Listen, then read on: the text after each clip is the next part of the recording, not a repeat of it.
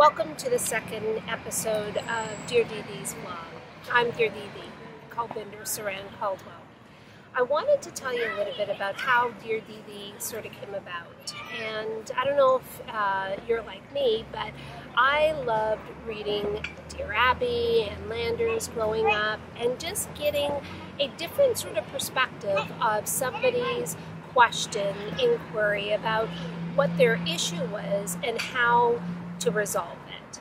And that was something that was so wonderful. Here this virtual stranger, well, actual stranger, would write in anonymously to Dear Abby, and she would take the time and the effort and energy to go through the question and provide a succinct, simple answer. Sometimes that's all you really needed in order to come up with the solution. Well, as many of you know, Didi means older sister in Hindi and Punjabi.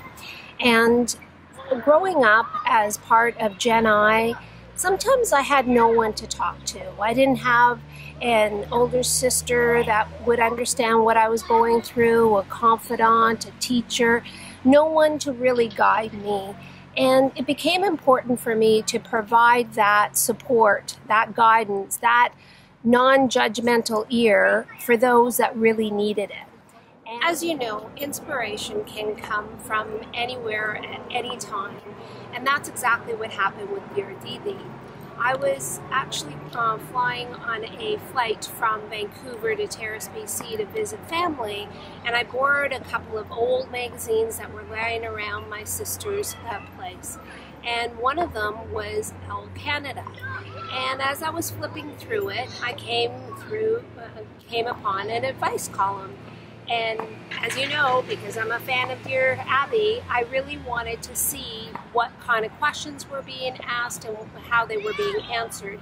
And in this particular one, it was from a young South Asian girl, and her question was all about getting married, and it was an arranged marriage, and she was going to get married to a young prospective doctor and student, and she was having some difficulty reconciling him not wanting her to communicate with his family and get to know them prior to their marriage taking place.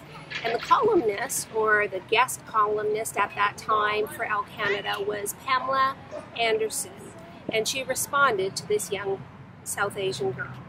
So Pam's response to this young girl was, "Arranged marriages, it's 2004. I believe in wanting to marry for love, and I don't believe in arranged marriages." That's me paraphrasing. But really, it was telling this young girl that her dilemma, her issue didn't matter. That when she was trying to seek help and seek support and guidance from Pam and other advice columnists, they didn't focus on the issue. They actually focused on the big arranged marriages and their judgment upon why that wasn't right here in Canada in 2004. Unfortunately, there are still those types of issues that sometimes you just don't feel comfortable talking to a non-South Asian.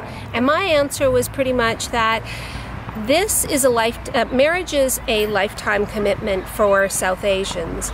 And it's very important to get to know the family, because they allow you to have an easier transition into this new family.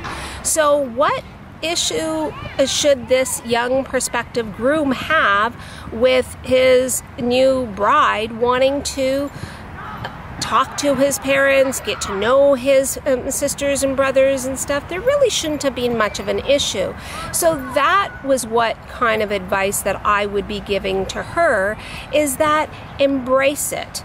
Take ownership of what you want and make sure that that is understood right from the beginning. Even before you get married, make sure that you have a say in how things roll out, or otherwise you're never going to be able to have a say. Even though this question was posed in 2004, it's still relevant today, because as a Gen I, there are many immigrants that are coming to Canada, settling here and raising their families here and having more children.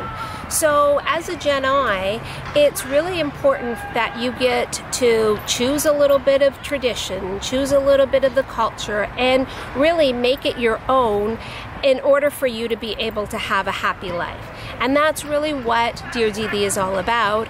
Talk to me, ask me questions, and let's figure it out together, because you need the support, and I'm more than happy to provide that support, that guidance, and make sure that there are no judgments involved in that. It's all about you as a Gen I.